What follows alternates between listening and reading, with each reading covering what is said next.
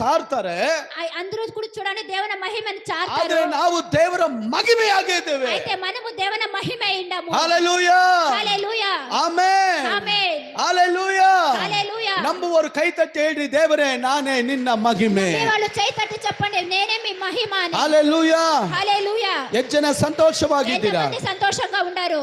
19ನೇ ಕೀರ್ತನೆ 1ನೇ ವಾಕ್ಯ ಹೇಳ್ತದೆ, 19ನೇ కీర్తನೆ 1ನೇ అధ్యాయం ನಾವು ಆತನವರಾಗಿದ್ದೇವೆ.